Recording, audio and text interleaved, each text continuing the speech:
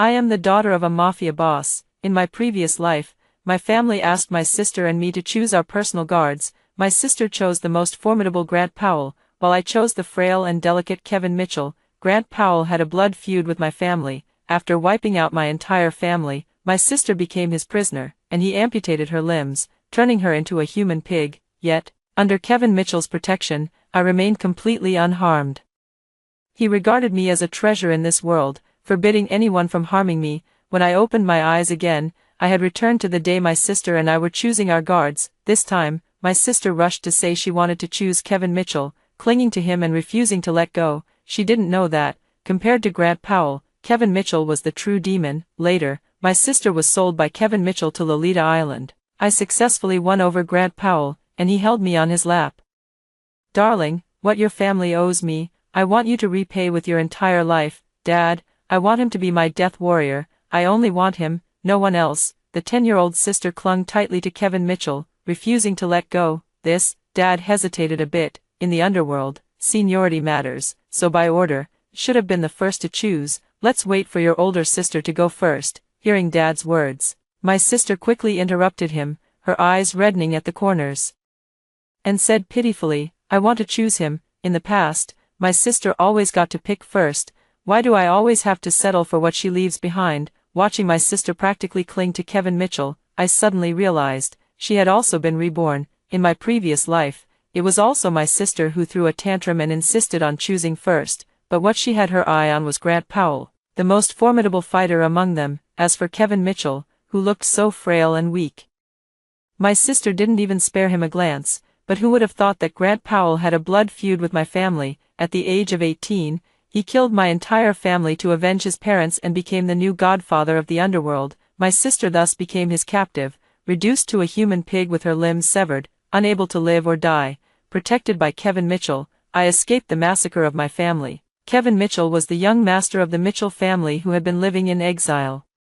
After returning to his roots, he became the crown prince of the righteous path. Everyone said that Kevin Mitchell regarded me as a treasure in this world, forbidding anyone from harming me, but no one knew that beneath his affection lay an endless abyss and torment. Seeing my father looking at me with a troubled expression, I immediately said, It's fine, let my sister choose first. My sister happily grabbed Kevin Mitchell's hand, her face beaming with pride. From now on, you are my death warrior. You must protect me with your life, understand? Kevin Mitchell stumbled from her pull, a flicker of distortion flashing in his eyes, but he quickly suppressed it and nodded obediently. My sister walked up to me with a smug look on her face. Sister, of the remaining ones, only the one in the middle looks decent. Why don't you choose him? The one in the middle is naturally Grant Powell. He stood there with his head lowered, only in his teens, yet already exuding an aura of killing intent. My sister continued with ill intentions. Sister, look how handsome he is. Even if you just keep him by your side, it's a pleasure to look at. I rolled my eyes 1,000 times in my mind. If you like him so much, why don't you choose him? But right now, I truly have no other choice. Grant Powell is the strongest. Even if I choose someone else, I'll still end up dead when he wipes out my family. In that case, I might as well choose him. After all, he's just a kid in his teens now. As long as I reason with him and appeal to his emotions, I don't believe I can't win him over. What a joke. If my dad killed someone, just go after him. Why should I have to pay with my life? I pointed at Grant Powell and said to my dad, Dad, then I choose him. Dad nodded, dismissed the others, and gave Grant Powell and Kevin Mitchell each a jade pendant, saying he was bestowing the Miller surname upon them, and from now on, my sister and I would be their masters. Seeing the flash of hatred in Grant Powell's eyes, I couldn't help but shiver. After Dad left, my sister walked over with a smile and said to Grant Powell, Brother, from now on, it's up to you to protect our sister. You must take good care of her. Grant Powell didn't say a word, but the way he looked at me and Sarah Miller was as if he were looking at the dead.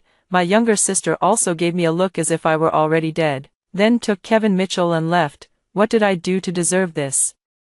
I watched their retreating figures, hoping only that my sister wouldn't regret her choice in the future. In my past life, Kevin Mitchell appeared to cherish me deeply on the surface, but behind the scenes, the cruelty of his methods in tormenting me was truly appalling. Compared to him, Grant Powell's mere act of wiping out my family was nothing. Thinking of this, I glanced back at Grant Powell behind me. You don't have to listen to my dad, that old man is really bad. You can keep the surname Powell in the future, you don't have to take the surname Miller like me. Grant Powell looked at me coldly without saying a word. I shivered. Let's go, head home first. In our family, we all live separately. My dad is extremely busy, either in the middle of a gang fight or on his way to one every day. He usually doesn't pay any attention to my sister and me. My sister and I aren't particularly close either, in the world of organized crime. There's hardly any family affection, so under normal circumstances, my home will only have me and Grant Powell from now on. After returning home, I immediately had someone buy a lot of things for Grant Powell and arranged a luxurious bedroom for him. With a grand gesture, I suddenly felt the illusion of supporting him. From now on, you are my person. Whatever you like, I'll buy it for you. Who dares to bully you? I'll go teach them a lesson. Don't worry, I'll protect you. But Grant Powell showed no appreciation at all. He didn't even glance at those things. He lowered his head behind me and said coldly, "If you don't like me, miss, you can just tell the master directly. There's no need to make such jokes." I was taken aback, remembering that death warriors were the lowest existence in the underworld. Grant Powell had been trained as a death warrior since childhood, enduring endless bullying. He definitely doesn't believe me now, thinking I'm just teasing him. "I'm not joking, I mean it. You're so good-looking, I really like you." I held up 3 fingers, looking utterly sincere, as if ready to swear an oath on the spot, but he still stared at me expressionlessly. A thought suddenly crossed my mind, and my eyes instantly welled up with tears.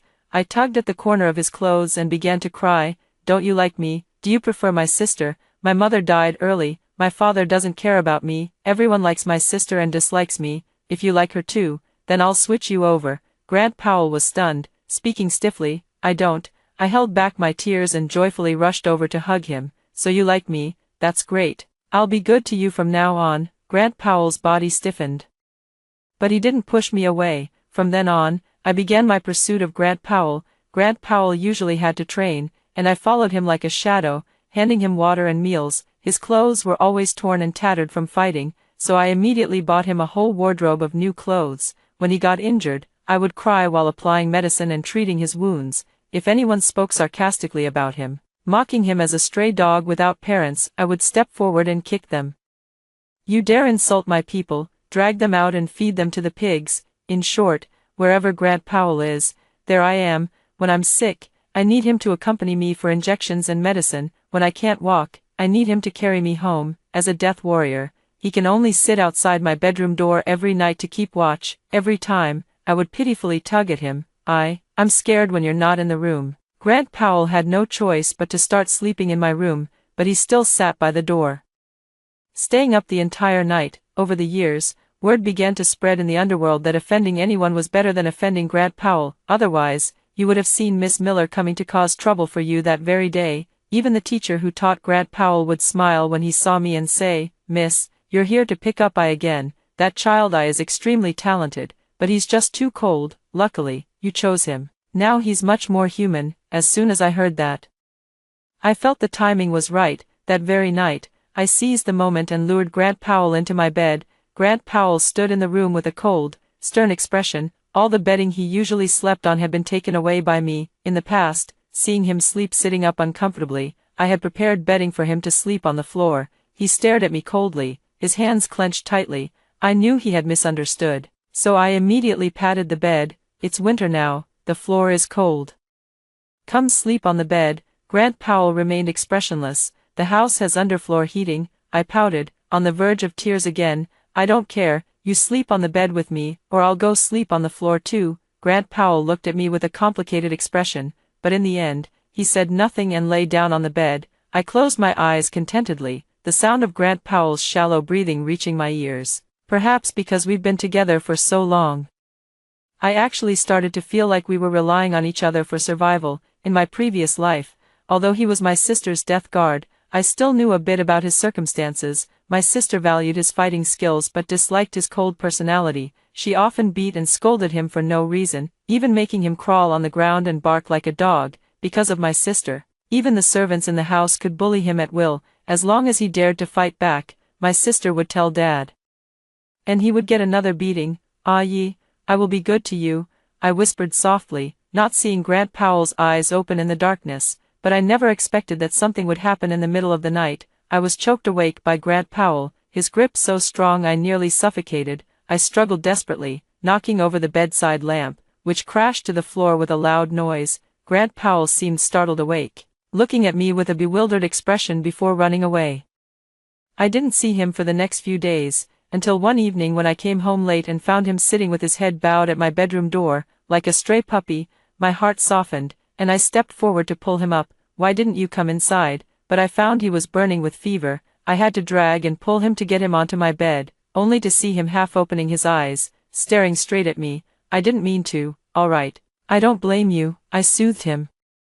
I spent the whole night feeding him medicine to lower his fever and taking care of him, only falling into a deep sleep beside him as dawn approached. Time flew by, and it was the 16th birthday celebration for my sister and me. My sister stood before me with a glass in hand, looking smug. "Sister, I heard you've been very kind to Grant Powell. Unfortunately, some people are born lowly, like ungrateful white wolves that can never be tamed." Before I could speak, I heard Kevin Mitchell's voice from behind me. "Miss, are you referring to me? What have I done wrong to upset you?" My sister stiffened, and the smile on her face faltered. In my previous life, Kevin Mitchell also began to reveal his twisted nature around the age of 15 or 16. On my coming-of-age ceremony, he gifted me a box of dismembered corpses, claiming they were all people who had shown me disrespect. It terrified me so much that I had nightmares for months.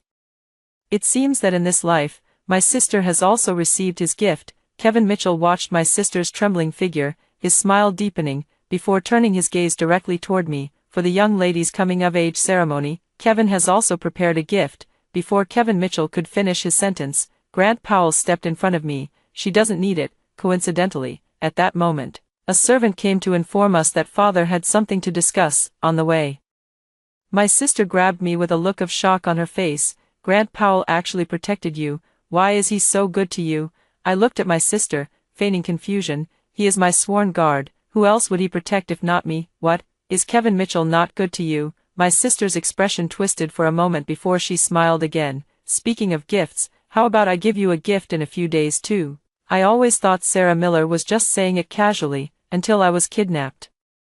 I recall that in my previous life, my sister seemed to have been kidnapped after her coming-of-age ceremony. However, my sister ended up completely unharmed, while Grant Powell nearly lost his life at the hands of the kidnappers. My heart skipped a beat, and I could only hope that Grant Powell wouldn't be foolish enough to come and rescue me alone. Unfortunately, what I feared most came true. When Grant Powell barged in alone with a steel pipe, I knew it was over.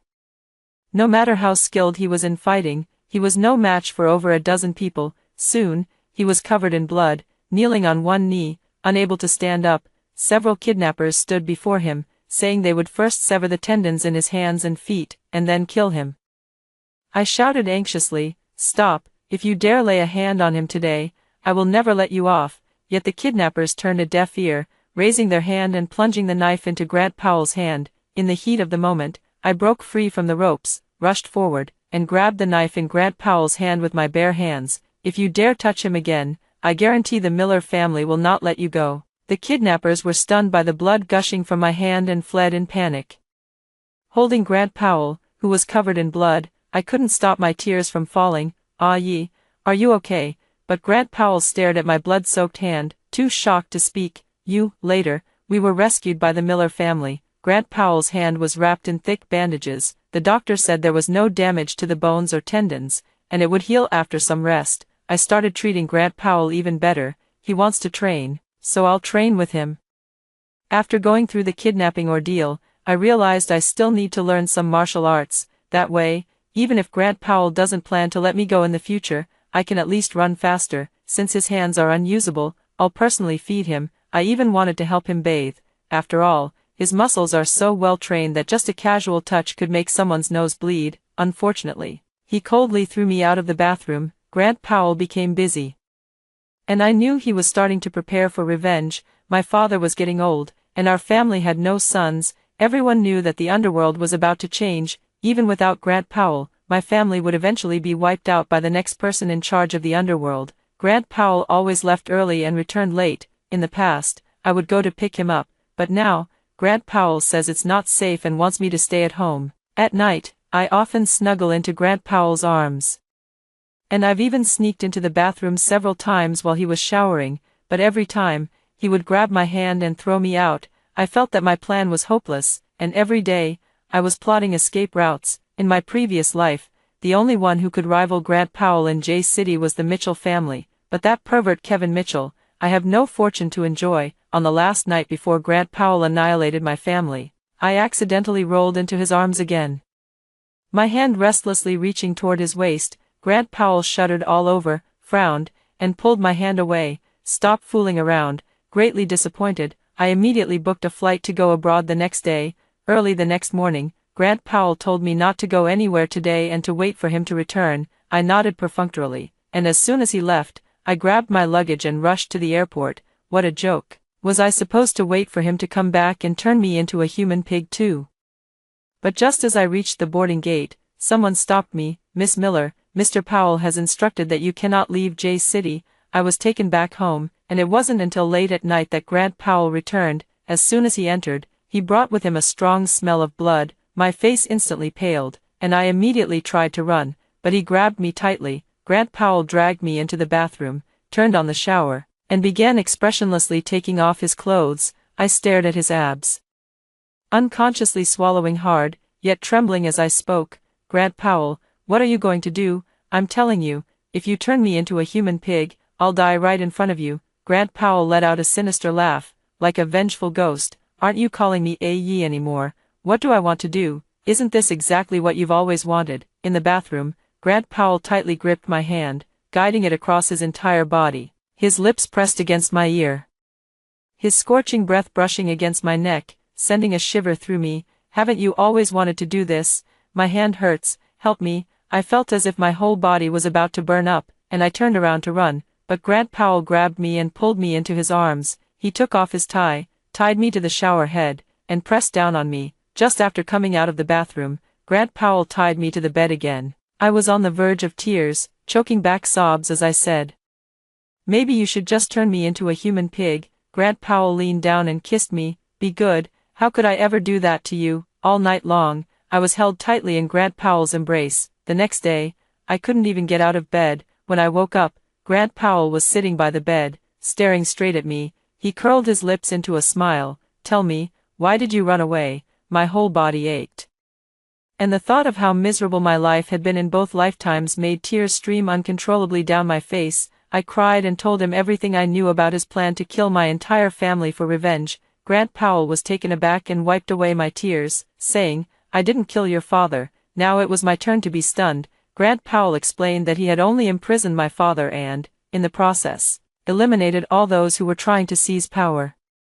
He also said that he is now the new godfather of the underworld, and as long as I marry him, I will still be the underworld's beloved jewel. Grant Powell held me on his lap. Darling, what your family owes me, I want you to repay with your whole life. I sobbed in his arms. What about my sister then? Grant Powell's face darkened. She was taken away by Kevin Mitchell. Don't worry, since she dared to plan your kidnapping back then, I will definitely not let her off. Later, I agreed to Grant Powell's marriage proposal, and he still lived with me in this house from our childhood. He said this place holds all our memories from childhood to adulthood, and I have always taken good care of him. I was speechless for a moment. If I had known he had already been won over by me, why did I even run back then? I also went to see my father. He was locked in the dungeon, looking much older than before. I didn't plead for him with Grant Powell. In my previous life, Grant Powell had hung my father's head at the entrance for 3 months as a public display.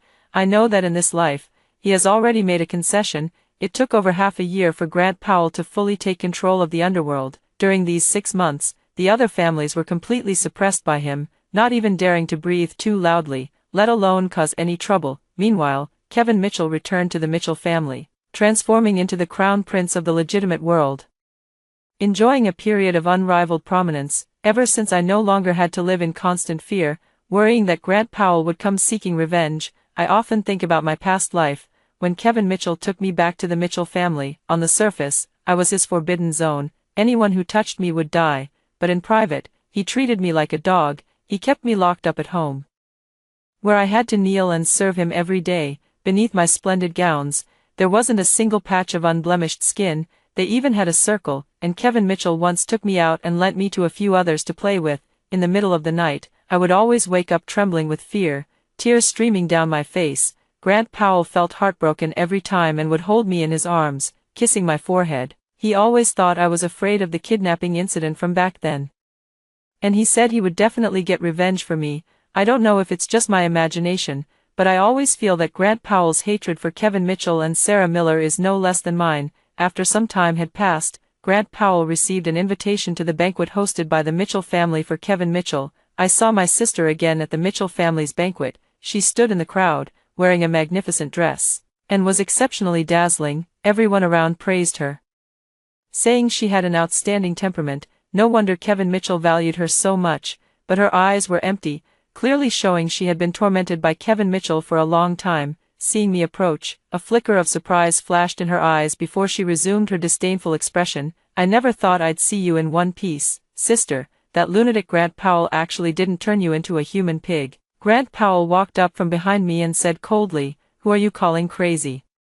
Sarah Miller's face turned pale, and she forced a smile, saying it was nothing. I patted Grant Powell's hand reassuringly, telling him not to worry about us. Sarah Miller watched our interaction, her face contorted as if she couldn't accept it. How is this possible? How could he listen to you like that? I told her that Grant Powell and I were engaged, and Sarah Miller went mad, rushing forward to tear at my clothes. I don't believe it. How could he possibly want to marry you? He must have hit you.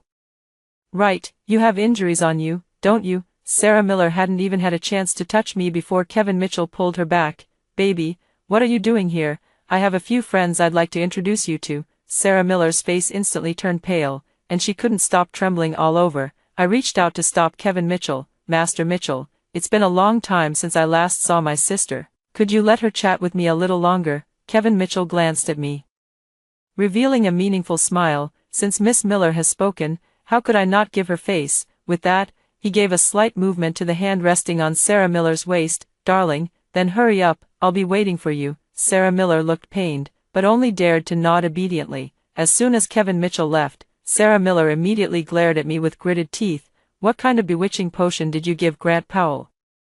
He was clearly supposed to chop off your limbs and turn you into a human swine. I looked at her with a half smile. Why do you wish for me to live such a miserable life? Sister, hasn't Kevin Mitchell treated you well in this lifetime? Sarah Miller was instantly stunned, her face filled with shock. Then, as if she had thought of something, her expression twisted into something almost manic. What did you say? Have you also been reborn? You liar, you stole my life. Everything you have now was originally mine. In this lifetime, Grant Powell should have married me. I smiled as I looked at her, but in both lifetimes, wasn't it you who made the choice first? Are you really so useless that no matter which side you choose, you end up with a bad outcome? Sarah Miller's eyes widened with fury, her gaze filled with hatred as she stared at me. Kate Miller, just you wait. In this lifetime, I will definitely live better than you. Grant Powell wiped out the Miller family, and you're engaged to the man who killed your father. You're a disgrace to the underworld. Once I become the young mistress of the Mitchell family, I'll definitely expose all your crimes. I shrugged indifferently. Not to mention my father isn't dead now. Even if our family had been wiped out, it would have been because Dad killed Grant Powell's entire family first. In the underworld, seeking revenge is only natural. It's a principle we've known since we were young. I looked at Grant Powell, only to see that he was also looking at me, his deep eyes swirling with an inscrutable light. That night, Grant Powell pressed me against the bathroom wall. I couldn't bear it and pushed him desperately. Slow down. But he didn't stop, biting my ear. I heard you and Sarah Miller's conversation. You've been lying to me all along. My mind went completely blank, not understanding how he could have heard from such a distance. His dark eyes were filled with fury, his voice as cold as ice. You were only nice to me to avoid my revenge. You don't like me. I looked at the furious Grant Powell and almost forgot that deep down, he's a villain. Damn it, seriously, how am I supposed to explain this? Watching his face grow darker, I had no choice but to struggle to wrap my arms around his neck and kiss his eyes. While soothing him with kisses, I spoke. I don't know if you believe it or not, but at first, I was nice to you because I didn't want you to take revenge on me, but later, I was sincere. I genuinely liked you. Grant Powell opened his eyes and looked at me. After a long pause, he resignedly pulled me into his embrace, his gaze tinged with sorrow. Forget it, whether it's true or false. You must never leave me. I reached out and gently stroked his eyes, my face filled with heartache. Don't be sad. I will always be good to you. Perhaps stirred by the moment, The next day Grant Powell took me to get our marriage certificate. He carefully put away the marriage certificate with a serious expression, not even letting me take a look. "You are mine now, never think of running away." I laughed and threw myself into his arms. "Yes, I won't run." As for revenge, the Mitchell family has an excellent reputation in the legitimate world, except for Kevin Mitchell. All the others are upright gentlemen. So as long as Kevin Mitchell's behind-the-scenes activities are exposed, the Mitchell family will naturally not tolerate him. Kevin Mitchell grew up in the underworld and is inherently cruel. I remember in my previous life, he not only ran casinos for money laundering but also built a Lolita Island specifically for those illegal transactions. To find evidence, Grant Powell began doing business with the Mitchell family. Not long after, Kevin Mitchell suddenly announced his engagement to Sarah Miller. Both she and Kevin Mitchell sent invitations, inviting me and Grant Powell to their engagement party. At the engagement party, Sarah Miller stood beside Kevin Mitchell. Kevin Mitchell held her hand and introduced her to various influential figures in different circles. Sarah Miller's smile instantly stiffened on her face. It wasn't until she saw me that she lifted her chin again. Looking triumphant, Grant Powell went to discuss matters with Kevin Mitchell. Sarah Miller pulled me over, smiling sweetly. "Sister doesn't come out often, so you're not familiar with the people in this circle. How about I introduce you to them?" I was naturally very familiar with those people. They were all the scions of prominent families who followed Kevin Mitchell. Each one was more reckless and wild than the last. Sarah Miller leaned close to my ear and whispered softly, "Did you play with them in your previous life, sister?" I suppressed my trembling body and looked at her coldly. "I don't know what you're talking about." Sarah Miller suddenly pulled me toward them, smiling as she said, "Let me introduce everyone. This is my sister, Kate Miller. My sister really wants to get to know all of you and said she'd like to toast everyone." Their gazes instantly fell on me, like several cold, venomous snakes. Miss Miller and the young mistress really do look alike.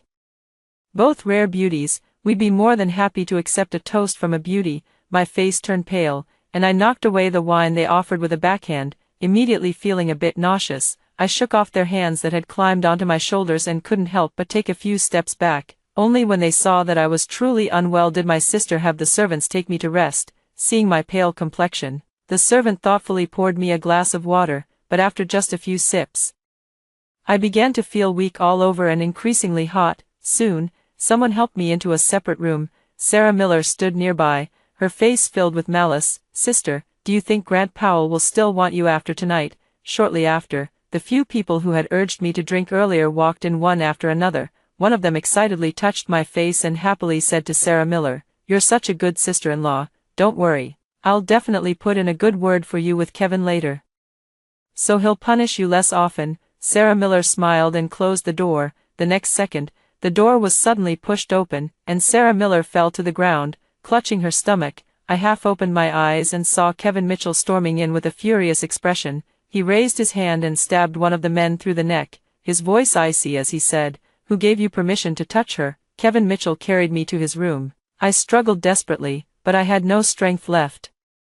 All I could do was weakly ask, "Kevin Mitchell, what do you want to do?" Kevin Mitchell gently placed me on the bed, his eyes swirling with complex emotions. "Kate, I regret it. I shouldn't have treated you like that before. Can you forgive me?" The effects of the drug left my mind in a muddled state, and I couldn't understand what he was saying at all. Kevin Mitchell stroked my hair again. "Kate, I know you've been reborn, and so have I. In my previous life, I didn't know how to love.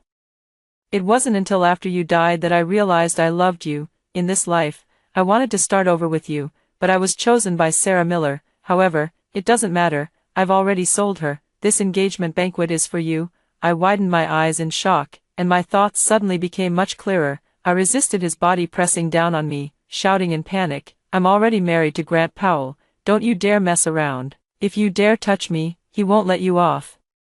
Kevin Mitchell's face twisted, and he pinched my chin, saying, "Do you like him?" I was feeling increasingly unwell, and with a surge of strength from who knows where, I slapped him. "Damn it, if I don't like him, do you think I'd like you?" Kevin Mitchell was so angry he laughed, and he came up to tear at my clothes, but was suddenly thrown to the ground by someone. Grant Powell, with reddened eyes, knocked him to the ground, followed by a group of thugs. Grant Powell picked me up, and I could no longer make out what he was saying. I wrapped my arms around his neck and kissed him frantically. "Ah ye, I feel so terrible." When I regained consciousness, it was already the next day. Grant Powell had been by my side the whole time, and he gently stroked my hair. I've already avenged you. He showed me a video in which Kevin Mitchell had his ribs broken and was covered in blood, but he remained silent, his gaze cold and dark. Grant Powell said he had obtained evidence of Kevin Mitchell's dirty deeds. Now, the Mitchell family and the legitimate world can no longer tolerate Kevin Mitchell. He is currently imprisoned in an underworld jail and will never be able to come out again in this lifetime. The latter part of the video shows Sarah Miller, who had been signed by Kevin Mitchell to be sold to Lolita Island before the engagement banquet. On the day of the engagement party, she was packed up and sent away. In the video, she was being held by several people, pitifully begging for mercy. My face turned a bit pale, and Grant Powell kissed my forehead, his heart aching. I'm sorry, I arrived too late. While he was searching for evidence, he triggered a mechanism, got locked in the room, and that's what put me in danger. I shook my head, but tears fell. What Sarah Miller experienced was merely what I went through in my previous life. These scenes flashed before my eyes, making it hard for me to tell who the person in them really was. Seeing me cry, Grant Powell immediately panicked. He asked if I had been too lenient with Kevin Mitchell and Sarah Miller, saying he would go back and teach them another lesson. Looking at Grant Powell's face, I cried and laughed at the same time. No, I'm just glad you're by my side. On the day of my wedding to Grant Powell, news came from the prison that Kevin Mitchell had died. He had somehow found a rope and hanged himself in his cell, and all those who had once been in Kevin Mitchell's circle either went bankrupt or met with untimely deaths. It was as if someone was avenging my past life. I looked at Grant Powell standing in front of me, smiling, and it seemed I understood something. I happily rushed forward and hugged him, just like the day I brought him home when we were children. As for everything else, it didn't matter anymore. Kate Miller didn't know, I was also reborn. In my previous life, I killed her father, crippled her sister, and became the godfather of the underworld. She was taken away by Kevin Mitchell and hidden. I don't know how many years later, I was betrayed by a few people who wanted to take my place and was on the brink of death. It was Kate Miller who saved me. She was trapped in the cage Kevin Mitchell had built for her, looking as if she could be scattered by the wind at any moment. I asked her, didn't she hate me? Why did she save me? She said that seeking revenge in the underworld was only natural. It was her family who owed me. After I recovered from my injuries, I returned to the underworld to deal with those who had betrayed me, but I always think of Kate Miller. I lost both my parents and was raised as a death warrior from a young age, enduring endless bullying in the underworld. No one has ever been kind to me, and Kate Miller was the first. I thought that maybe after I finish handling things, I could go pick her up and bring her back. After all, this is her home. But before I could go to pick her up, she died. I had a feeling her death was related to Kevin Mitchell, so I took the job to kill him. On the day I went to kill Kevin Mitchell, he didn't even fight back. He was like a madman, just talking to me all night about Kate Miller. I just found out what they had done to Kate Miller. Filled with rage, after killing Kevin Mitchell, I went on to kill everyone else who had bullied Kate Miller. I provoked public outrage, and the righteous sects joined forces with the underworld families I had suppressed to launch a crusade against me. In the end, I died too. When I died, I didn't feel any resentment at all. Kate Miller was right. Seeking revenge in the underworld is a matter of course. I just felt a bit unwilling. Sometimes I wonder, if Kate Miller had chosen me back then, would everything have been different? I closed my eyes and lost consciousness. When I opened my eyes again, I had returned to the day when Kate Miller and Sarah Miller were selecting their death warriors. This time, Kate Miller chose me. Kate Miller took me home, prepared many things for me, and told me she would protect me. I was a bit confused, unable to tell what was real or fake for a moment. Because in my previous life, Sarah Miller never treated me like this at all. Sarah Miller treated me like her dog. I could only sleep by her door and wasn't allowed to eat at the table. When she was in a bad mood, she would whip me. Even if I accidentally bumped into her, she would give me a severe beating. Sarah Miller said that someone as lowly as me was not worthy of touching her. I coldly tested Kate Miller, but she hugged me tightly and said she would be good to me. Later, she truly was very good to me. Clearly, a bodyguard only needs to learn how to fight and be able to protect their master at critical moments. But Kate Miller paid my tuition and had me attend school with her. She said I couldn't just know how to fight, I also needed to be educated and understand principles. Later on, Kate Miller was kidnapped. I remember in my past life, Sarah Miller was also kidnapped. But those people didn't dare to harm anyone from the Miller family. In the end, they only took their anger out on me. Reason tells me that Kate Miller is not in danger, and I shouldn't go. Yet, I still couldn't help but go looking for her. I couldn't defeat those kidnappers. they said they would sever the tendons in my hands and then kill me, just as I was prepared to be seriously injured again today. Kate Miller rushed over and grabbed the knife that was stabbed into my hand. Seeing her injured, the kidnapper ran away in fear. I looked at the blood on her hand. Too shocked to speak. In my previous life, Sarah Miller pushed me out directly to avoid getting hurt herself. She even told the kidnappers that if they wanted to vent their anger, they could just kill me. That day, not only were my hand tendons severed, but I also had 3 ribs and a leg broken. Sarah Miller didn't even glance at me. In the end, I crawled back to survive. After Kate Miller and I were rescued, she took care of me the whole time, treating me as gently as if I were some precious treasure. She fed me, changed my bandages, and even helped me get dressed. Suddenly, I no longer wanted revenge. I thought it would be wonderful if things could stay like this forever, but Kate Miller's father was getting old, and the underworld would inevitably need new leadership. In that case, it might as well be me. That way, I could protect Kate Miller. But on the day I took control of the underworld, Kate Miller actually ran away. When my men brought her back, my heart was filled with cruelty. That night, I had originally intended to lock her up, just like Kevin Mitchell, but then I heard her say that if I were to turn her into a human pig, she would kill herself right in front of me. I just found out that she had also been reborn. My violent tendencies vanished in an instant, and I was even overjoyed, because what I had sought in both lifetimes was her. Later, Kate Miller agreed to my marriage proposal. But I still have one more thing to do, and that is to avenge her once again. I installed a bug in her phone. I deliberately used overhearing her conversation with Sarah Miller as an excuse to ask if she was lying to me. In truth, the answer doesn't matter at all, because even in my previous life, she was good to me, but she said she truly liked me. I was so happy that the very next day I took her to get our marriage certificate. Later, Sarah Miller and Kevin Mitchell actually harmed her again. I heard what Kevin Mitchell said to her and realized that he had also been reborn. I thought it was just perfect. I didn't mind killing him again. After I had Kevin Mitchell imprisoned, I made a special trip to take care of Sarah Miller, and in the end, she died on the island. Not only that, but I also tracked down everyone who had hurt Kate Miller in the previous life and gave them special attention. On the day of my wedding with Kate Miller, I watched her rush over and embrace me, just like when she took me home as a child. Thank you, my Kate. Thank you for raising me so well in this lifetime. I love you, until the end of time. After hearing the first story above, what are your thoughts? Feel free to share your opinions in the comments section. Next, there is another similar story. Let's continue to see. My husband likes to use me to make wishes, trade 10 years of my wife's life for me to win the lottery. I asked him what he meant, and he said I was making a fuss.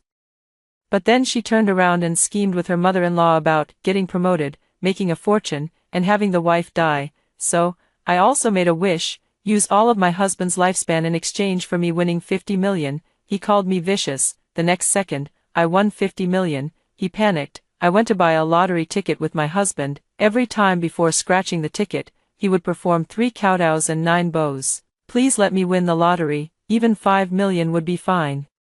There is no one more superstitious than him in the world. To win the lottery, he never misses a day, buying a ticket every single day. He's been buying lottery tickets for 20 years, even though we've only been married for 10, he's never won a big prize. The money he spent could have been enough to buy a house. I was waiting idly by when I suddenly heard my husband say, "Please, God of wealth, bless me, let me win 5 million, even if it costs my wife 10 years of her life." I was stunned.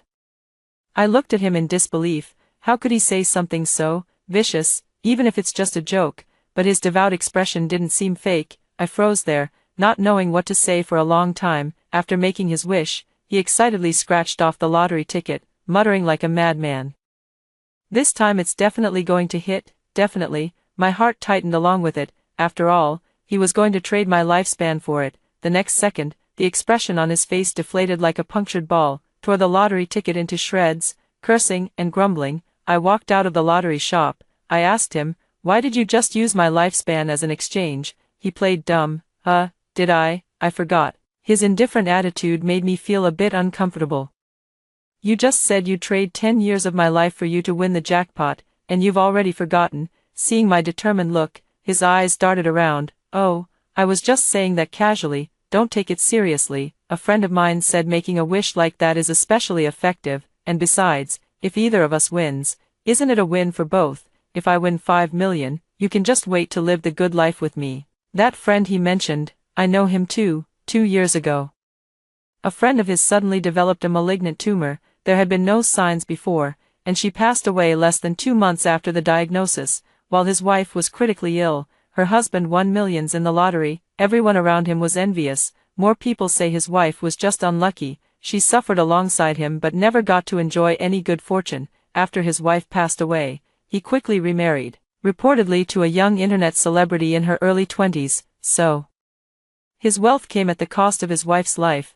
I thought this matter was over. A few days later, my husband told me that there was a temple that was particularly efficacious. As long as one sincerely goes to make a wish, it will come true. His friend had made a wish there. He drove me and my equally superstitious mother-in-law to that remote temple. There weren't many people coming here to worship. My husband spent a fortune, donated a lot of incense money, and took me and my mother-in-law to offer incense in each of the Buddha halls. They murmured prayers, performing the 3 kneels and 9 bows. I am not a superstitious person, but I have been influenced by my surroundings. At the temple, I made a wish for the safety and health of myself and my family. On the second day after returning home, I fell ill. I needed to take leave to go to the hospital, but my husband impatiently said, "Why take leave? Is it really necessary? It's just a minor cold.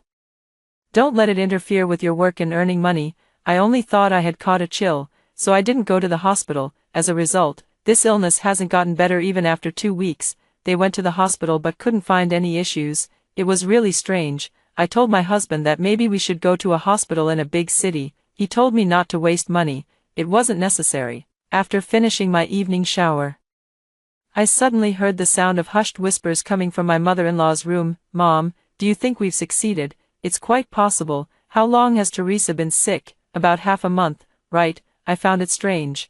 Why were they so happy that I had been sick for so long? Last time I went to the temple, I made a wish to trade 10 years of her life for my wealth. Seeing her cough like this, I doubt she'll live much longer. Maybe her total lifespan is only 30-something years. It's almost over. My husband's words made me feel as if I had fallen into an icy abyss. Although I'm not superstitious, I never imagined that the person lying beside me could harbor such deep malice toward me. So, he's been eagerly waiting for me to die. My mother-in-law also chimed in. "Your incense money wasn't donated in vain. This time, the Bodhisattva must have heard your heartfelt prayers. But last time at the temple, I encountered a monk dressed in monastic robes." He stopped my husband.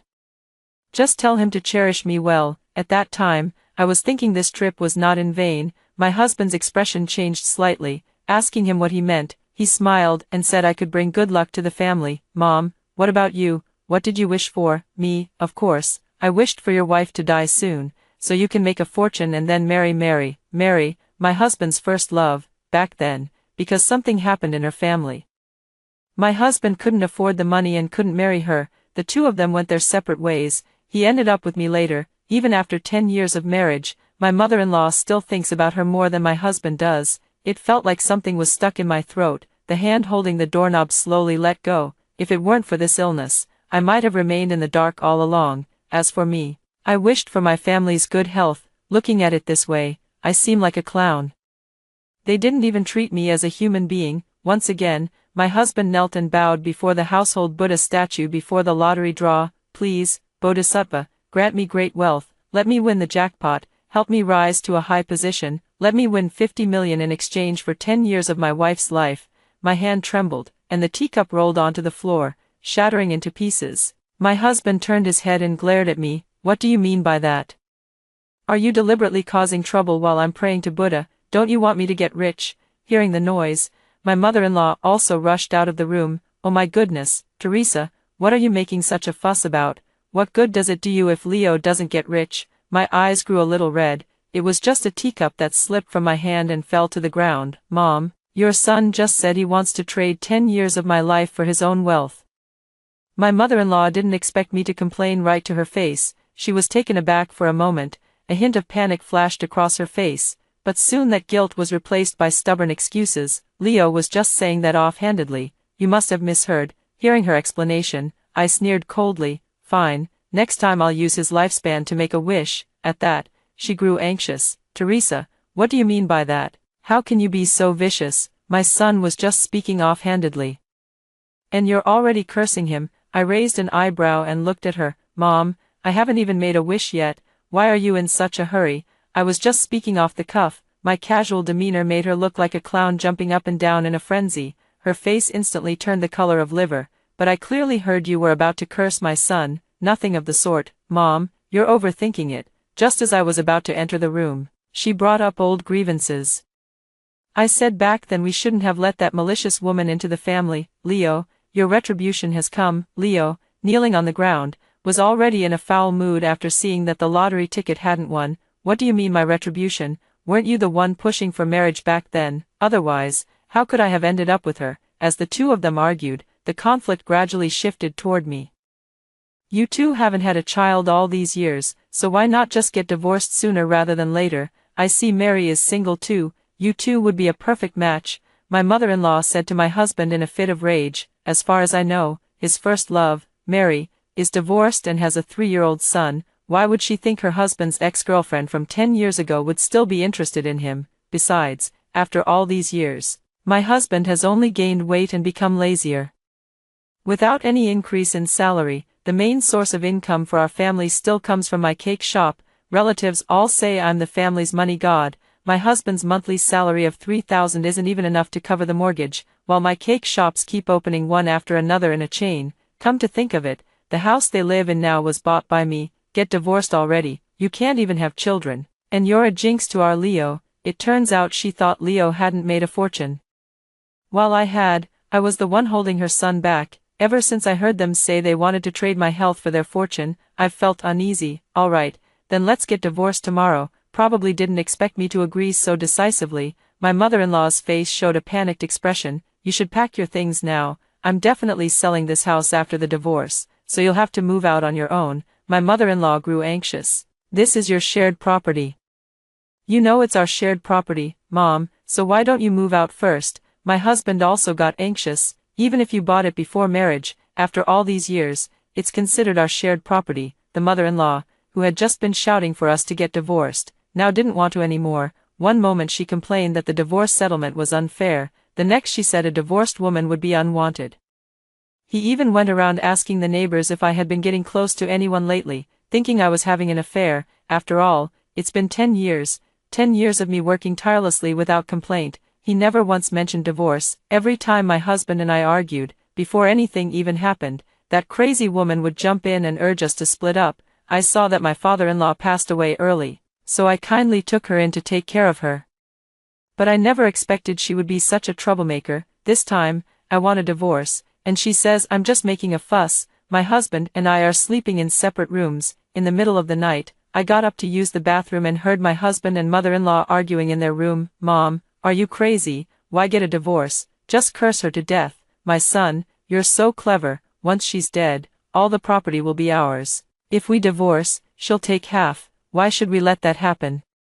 Listening to their bandit logic, I was so angry I almost laughed. I was the one who paid for this house in the first place. What? They're not satisfied with getting half of it after the divorce. They want the whole thing. Look at her, she's been in poor health ever since she came back from the temple. It must be a sign that it's working. Exactly. They can't find a cause for her illness. She must be facing divine retribution. Her retribution has already come. My good fortune should be right behind. As long as I make a few more wishes, won't it come true? The sound of two people snickering came from inside the room. I sighed. Actually, the cause of my cough was discovered long ago. Chronic pharyngitis. They don't think I have lung cancer, do they? My mother-in-law brought home a statue of a deity from somewhere. She said it's very accurate. It can guarantee her son's wealth. The statue should also be covered with a red cloth and placed in the room my husband and I share. The statue faces our bed, and at night, a red light is lit, making it look particularly eerie. Leo and I had an argument, so we started sleeping separately, and he moved to the side bedroom. Now, I'm the only one living in this room. I told her to move the statue out, but she refused. This statue was specially requested by me from a friend who brought it back from Southeast Asia. "Don't you dare touch it. If you mess with it, it'll affect our family's financial luck, and then your cake shop will be in trouble too." I told her that my business doesn't need her blessings. I told her to move it back to her own room. She didn't move out and even said in the family group chat that I was ungrateful and didn't revere the gods. It's not that I don't revere the gods, I just don't believe in superstitions. That night, I secretly placed the statue she had invited into the side bedroom where Leo slept. hiding it under the bed. In the middle of the night, Leo felt discomfort in his throat and ran to the bathroom to spit. It turned out that all that was vomited was blood. He panicked and quickly woke up his mother-in-law. "Mom, something's wrong. Why has the backlash come to me, in the middle of the night?" The two of them kicked open my door and saw that the idol was gone. "Teresa, where did you throw the deity statue I invited for my son?" Seeing their panicked expressions, I knew it wasn't a proper deity statue, the one you invited for your son. "Of course, I placed it in your son's room." After searching for a while, when they finally found it under the bed, Leo spat another mouthful of blood onto the statue. I advised him to go to the hospital quickly. My mother-in-law pushed me away. "What do you know? This is offending the gods, Teresa. Are you trying to kill your husband?" I was puzzled. "Wasn't it you who invited the statue? How is it related to me again?" My mother-in-law made phone calls overnight to invite someone to perform a ritual. It took several days of effort to finally send that statue away. "Teresa, you are now the biggest villain in this family. You have ruined our family's financial fortune." My mother-in-law pinned the blame on me. "I don't understand. It's just that Leo's health is poor, and he spits up blood every day, so the company fired him." I told him to go to the hospital for a checkup, but he and his mother are superstitious and said there's no need to go. They even told the relatives that I offended the gods, and the punishment fell on Leo. If I really had that kind of power, I'd have the gods punish both of them together, because Leo lost his job to make money. The mother-in-law has now started buying lottery tickets, following Leo's example. She's acting all mysterious and superstitious every day. The two of them have become even more extreme, without any attempt to hide it. As soon as the lottery draw time arrived, they knelt and bowed again. "May I trade 10 years of my wife's life for a big win in the lottery? Use 10 years of my daughter-in-law's life in exchange for my son's wealth." Turning around, they saw me staring at them. Leo looked somewhat uncomfortable. "Don't overthink it. The master said before that you have good fortune, and we're just trying to share in some of that luck." My mother-in-law also said, "I'm afraid this old woman doesn't have many days left to live. You young people have a long life ahead. Would you mind trading 10 years of your life for our family to prosper?" I nodded. "I don't mind. Next time, I'll use both of your lives to make a wish." I said it casually, but they actually got anxious. "Teresa, are you crazy? We were just joking, and you're taking it seriously. You really are a vicious woman. We're only doing this to bring wealth to the family. If my son wins 50 million, won't you also enjoy the benefits? But you're using my life as a bargaining chip." I'm not superstitious, but I also want to discuss them a little. The next time Leo and his mother went to buy lottery tickets, I went along. I directly bought 20 tickets with the exact same numbers. Leo sneered, "It's your first time buying, don't get so many. Spending hundreds of dollars in one go is a total waste." His mother didn't even bother looking at my tickets. "You're always complaining about how much my son spends on lottery tickets, but you just spent more in one go than he does in a whole month." "Mom, she's just too overconfident. I've been buying lottery tickets for 10 years without winning. Does she really think she'll win on her first try?" The mother and son laughed so hard they nearly doubled over. The lottery shop owner tried to smooth things over. "If only she could win. She's betting 20 times the usual amount. Just imagine how many zeros that would be. Our shop has been open for decades, and we've never even seen a 5 million yuan prize. If she can win the lottery, I'll twist my head off and kick it like a ball." "Boss, you've got it all wrong. My daughter-in-law has terrible luck. She even offended the god of wealth recently. She's only destined to lose money to avoid disaster." I kept a straight face and put the lottery tickets away.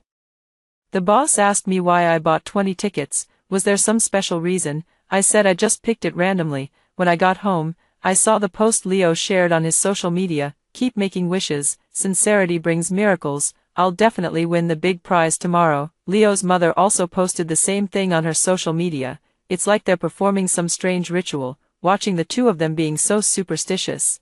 I found it quite amusing, to tease them a bit.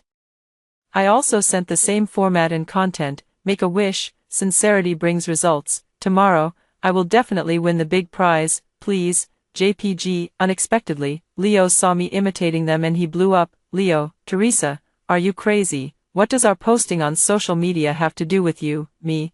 Then what does my posting on social media have to do with the two of you?" "Leo, you're just a copycat. Delete that post right now. I just don't get it." I casually copied a WeChat moment. "What's wrong with that, Leo? Don't be so ungrateful." We consulted a master to calculate the perfect timing, location, and harmony before posting that moment. what does it have to do with you? So that's how it is. They believe that posting in this format on WeChat Moments carries some kind of divine power. No wonder they didn't want me to piggyback on it. I'm not deleting it. And I even turned off notifications for Leo's messages, not long after. Leo started bashing me on his social media feed. Seriously, I'm dying of laughter, guys. My wife went crazy today, copying me by buying lottery tickets, 20 times the usual amount, spending over $500, like a total idiot. So hilarious, she actually thinks she might win, putting on an act over there. I've been buying them for 20 years and haven't even won a 500 yuan prize. Does she really think she's going to hit a few million? Everyone in the comments section is mocking me, saying I'm overthinking it. Lotteries nowadays are all scams. If they can't sell tickets, they just market them as having a big jackpot. In reality, who actually wins the big prize? They're all plants. During dinner that evening, Leo's mother said, "Today I saw Mary taking care of her child all by herself. She lives in the neighborhood right next to ours. I think it's quite pitiful for her to be raising a child alone. Why don't we invite her to live with us?" My husband didn't even ask for my opinion. I think that's a good idea. That way, we can look out for each other. Mutual, looking out for each other. What kind of mutual support could there possibly be between a married man and a mother with a child? The two of them acted as if I were invisible, talking back and forth. She even has plans for where her ex-girlfriend's son will go to school. Is she carrying your child? I suddenly spoke up. My mother-in-law snorted. I wish it were Leo's. Mary is young and beautiful, gentle and ladylike, and she had never been in a relationship before she got together with my son. Where else can you find a girl like that? And Leo and I met through a blind date. My mother-in-law thinks that after so many failed blind dates, it was her son who kindly picked me up. Indeed, what you can't have always stirs restlessness. If she and her son move in, where will I live? My mother-in-law looked surprised. You, wait until my son wins the lottery, then we'll buy another house, and you can move out, as if her son is guaranteed to win the lottery. Mom, he's been buying tickets for 20 years and hasn't won yet, Leo said with certainty. It's coming soon. I consulted the master last time, and he said our family is about to strike it rich. Our family, logically speaking. These two are just waiting at home for a pie to fall from the sky. The probability of striking it rich is almost zero. Is there a possibility that the master was actually talking about me? My cake shop was recently recommended by an influencer, and orders and positive reviews have been pouring in. Are you crazy? What does it have to do with you? How much money can that shabby cake shop of yours make? You won't get rich, but you won't starve either. If you're waiting to make a fortune, you'll have to wait another 10 years, seeing how confident they were. I really wanted to tease them. Hey, what if I win the lottery? It's not necessarily about getting rich from the cake shop, right? Are you dreaming? You think you'll win on the first try? If it were that easy, would I have been buying tickets for 20 years? My mother-in-law's spit practically landed on my face. Teresa, what do you mean by that? Did you win the lottery or something? If you won, would you think you're above everyone? How dare you say that? Who do you think you are? I smiled. I suddenly remembered I also have a first love. If I win the lottery, I'll bring him to live here, and you two can move out. They looked as if they had heard the biggest joke. Shouldn't you go check yourself into a mental hospital? You bought the lottery ticket this afternoon, and it's only been a few hours. Are you already dreaming about winning, Teresa? Even if you win, it'll be at most 20 yuan. How about we make a bet? If you win the lottery, no matter how much, I'll give you 10 times the amount. Just before the lottery draw, the whole family gathered around the television. Leo and his mother-in-law placed a Buddha statue in front of the TV, burning incense and taking a ritual bath. They even posted about it on social media, waiting for the draw. There are others in the family who also have the habit of buying lottery tickets. And they're all waiting. May I trade 10 years of my wife's life for a big lottery win? May I trade 10 years of my daughter-in-law's life for my son to win 5 million? As they made their wishes, they even recited their ID numbers, making it seem as if it were the real deal. There's 1 minute left until the draw. I also followed suit and said, use my husband's entire lifespan in exchange for me winning 50 million in the lottery. As soon as I finished speaking, my husband grabbed me by the collar. Teresa, what do you mean? How can you be so vicious, cursing me? My mother-in-law also got anxious. You shameless woman, why use my son's entire lifespan? We only used 10 years of your life, but each of you made a wish, adding up to 20 years in total. Say another word, and next time I'll use your entire lifespan. Mother-in-law fell silent. The lottery results are out. The lottery results are out. My husband pushed me aside and quickly took out the lottery ticket to check. Mother-in-law also hurriedly pulled out her lottery ticket from her pocket and put on her reading glasses. A moment later, both of them looked dejected. Sigh, didn't win again. They looked at me. What are you looking at? You didn't win. Just at that moment, the lottery shop owner called. Leo, brotherly, congratulations, your wife won 50 million. I saw her buy 20 tickets. So I figured she must be pretty confident, and I bought one too. I won as well. Ah, the voice on the other end of the phone couldn't control its emotions, nearly going mad with excitement. What did you say? Leo's face turned as pale as paper as he looked at me. Did you win the lottery? My mother-in-law was also stunned. Impossible. How could she win the lottery? It's her first time buying a ticket. How could something so lucky happen? They asked me to take out the lottery ticket and show it to them. How could I possibly give it to them? Tao, hurry up and find the lottery tickets. Look, you bought 20 of them, and even if you win the big prize, you won't be able to spend it all. Why not give each of us 5 tickets? I spread my hands. I gave the lottery tickets to my friends to keep safe for me. My mother-in-law immediately changed her expression. Impossible. They must be in the house. Hurry up and bring them out.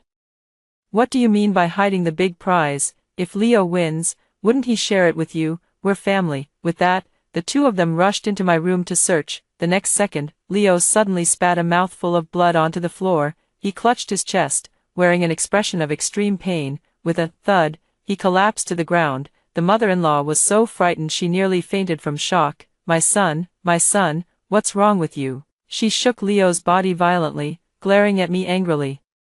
It's all because of you, you wicked woman. You're vicious, you're shameless, you cursed my son to death. She rushed forward, trying to hit me. Leo on the floor was already foaming at the mouth and convulsing all over. Forgot about you. I'll curse you next time. I pushed her hand away. She grabbed the hem of my pants. Where are you going? Leo is also your husband. You've been married for 10 years. Are you just going to abandon him now that you've won the lottery, you ungrateful woman? I'm telling you, even if you get the prize money, you have to split it with us. The boss saw it. The 3 of us bought it together. I looked at the unconscious Leo, rubbing my forehead. All right, I'll burn it for you later. Leo was taken to the hospital by ambulance. My mother-in-law kept scolding me in the car, telling the medical staff that her daughter-in-law was unfilial, saying I bring misfortune to my husband. The medical staff pushed her away. We're trying to save your son. If you keep grabbing us, he'll die in the ambulance. She burst into loud sobs, saying everyone was bullying her. An old woman. Why is my fate so bitter? My husband passed away early, and my daughter-in-law is a jinx to her husband. She's just too malicious. I retorted sarcastically. Have you ever considered that maybe you're the one who jinxed your husband and your son? She wiped her tears. Are you bullying me? I have a lot of relatives in the countryside. I'll call them to teach you a lesson. Go ahead and call them. The lottery ticket isn't with me anyway. I've already sent someone to cash it. Even if you bring a whole crowd, can they scrape together the money for your son's treatment? She froze for a moment. You have to split the money with us, otherwise, we'll sue you in court. Did you hear me? I was getting a bit impatient with her pestering. I already said I'll burn it for you when you die. What's the rush? When we got to the hospital and needed emergency treatment, my mother-in-law took a step back when it was time to pay. You're Leo's wife, you should be the one to pay.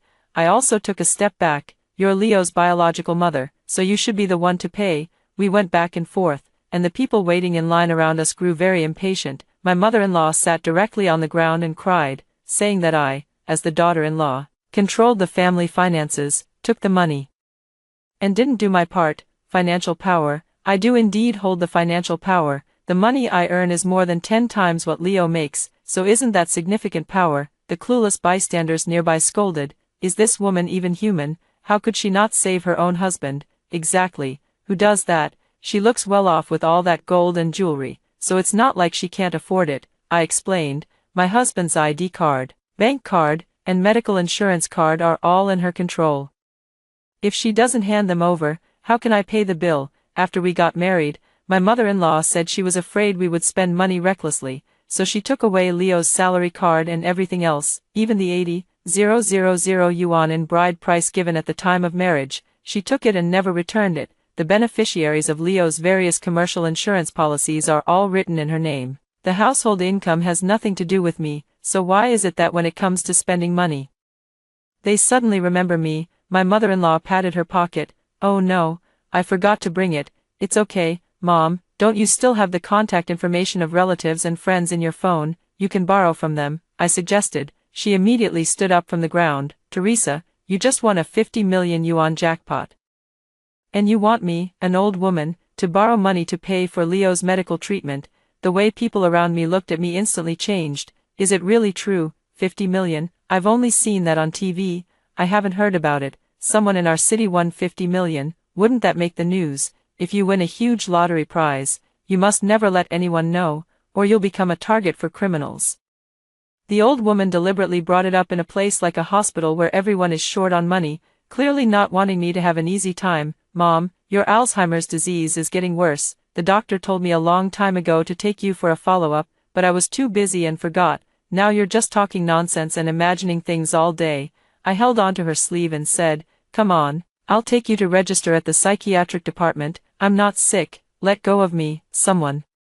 Please save my son. My mother-in-law scraped together the money for Leo's emergency treatment and paid it up front. The doctor called me over and told me the truth. Leo was already in the late stages of lung cancer, with only a few days left. I asked the doctor when Leo's illness had started to develop. He said it had been at least 10 years. It suddenly occurred to me that Leo had never liked going for checkups all these years. Whenever the topic of going to the hospital came up, he would say they were overcharging. She still won't let me go. When I arrived at Leo's bedside, my mother-in-law was talking to him, who had just opened his eyes. Son, I've already asked the doctor. It's just a small growth on your lung, nothing else. When you're discharged from the hospital in a while, have your wife take us on a trip around the world. I'm telling you, your wife won 5 million, and she can't possibly spend it all herself. When she dies, it'll all be yours.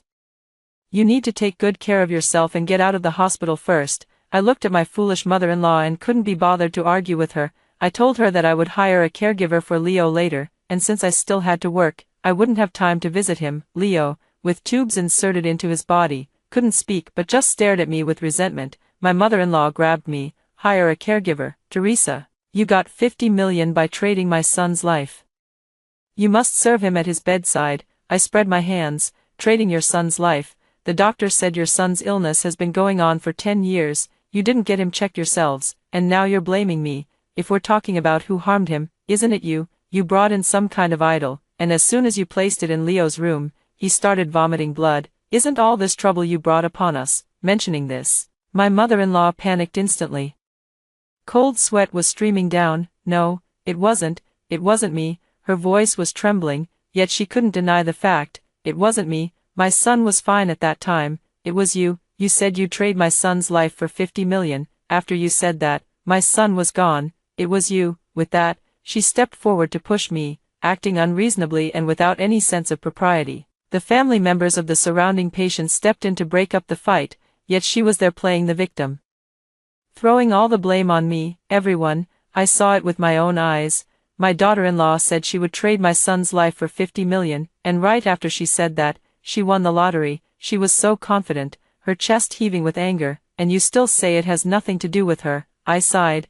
Ah, is it really that accurate? Then next time I make a wish, I'll use your life, so you two can keep each other company. My mother-in-law fainted on the spot, out of humanitarian concern. I hired 2 caregivers for my mother-in-law and Leo, who take care of them closely every day. Meanwhile, I took a flight to claim the grand prize. I immediately bought a house in a high-end residential complex in another city and moved my parents there. The place is heavily guarded to prevent Leo's relatives from coming to borrow money. My parents didn't tell anyone else about my lottery win. Instead, my mother-in-law made a big deal out of my lottery win. She called me an unfilial child, a husband killer, and the first person to curse her husband to death. I had originally wanted to leave Leo with some dignity before his death, but I never expected that my mother-in-law's relatives, unable to reach me, would only escalate their behavior. My mother-in-law even participated in some journalist's interview. She made money by giving interviews and leaking my privacy. As a result, my cake shop was forced to close down. In that case, I don't need to show them any mercy either. I will no longer hire a caregiver for Leo, nor will I continue to cover his hospitalization expenses. At the same time, I will sell the house we own. On the day of moving, Leo's mother refused to leave, claiming it was her son's house. I smiled and reassured her, Auntie, if we don't sell the house, where will we get the money to treat Leo? But if you sell it, where will my son live when he comes back? In a few days when he's discharged from the hospital, he'll have nowhere to stay. When he's discharged, we'll find him a more spacious place to sleep. Leo's mother, having no money for his treatment, went to the hospital and asked the doctor to discharge Leo. You just have a small growth on your lung, right? Is it really necessary to stay in the hospital for so long? Hospitals are just trying to rip you off. She insisted on having Leo discharged and argued with the doctor. A family member of another patient nearby whispered a reminder, it's not a small package. It's advanced stage lung cancer. She scratched her ear. What advanced stage lung cancer? I don't understand. We didn't have so many illnesses back in my day. Leo on the hospital bed understood, his face turned ashen, and he instantly lost all strength. He agreed to be discharged from the hospital. I heard that Leo's mother took him back to their rural hometown. Son, let me tell you, if Teresa wants to divorce you, we absolutely cannot agree. She has 50 million in her hands. Even if we divorce, we must demand 40 million. She went around telling the neighbors and fellow villagers that her daughter-in-law had won 50 million in the lottery, now a millionaire. When her son recovers, she will bring them back to the city. Leo said nothing. He was too weak to speak. That night, he passed away. Leo's mother went mad overnight. She could not imagine losing her husband in her youth, and then losing her son in her old age. All her loved ones had left her. The blow was too great. Holding Leo's body, she chuckled foolishly. Ah Wei, your dad is here to pick us up. But no one ever responded to her again. In the end, a kind neighbor helped her dig a pit and bury Leo. Now, Leo truly resides in a much wider place, and Leo's mother turned into a madwoman. No longer combing her hair or washing her face every day, nor going to work in the fields, letting the wild grass of longing grow all over the fields, she wandered around every day, and no one knew where she went afterward. The last connection with Leo was burning paper money for him on Qingming festival. He has never come to my dreams, and neither has my mother-in-law. Perhaps they feel their sins are too heavy, too ashamed to face me. I have fulfilled what I promised them before.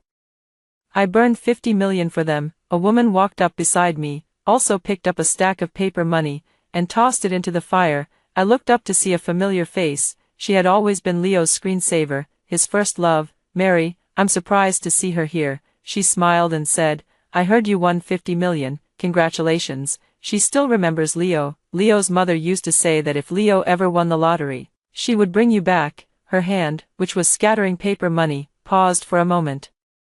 Is that so? She lied to you. Leo and I have long had no chance together. I asked her, now that she has money, does she regret not being with Leo? Muttering like a madman, this time it's definitely going to hit, definitely going to hit. Original beggar. I only found out later that when she broke up with Leo back then, it wasn't because her family was short on money that they split up. Instead, it was because Leo was caught soliciting prostitutes multiple times during their relationship.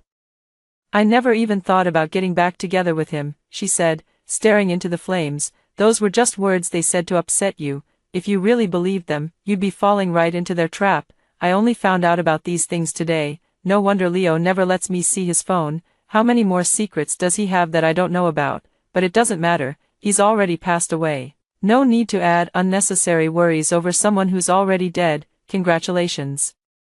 You've struck it rich and your husband is dead. She looked at me and extended her hand. I was taken aback for a moment. What I thought was a love rival turned out to be an ally. I held her hand. Years of emotional knots suddenly unraveled. Facing the flames, I spoke my final words to Leo. From now on, I will no longer burn paper money for him. He will never come to see him again. In your next life, buy fewer lottery tickets and cherish the people around you more.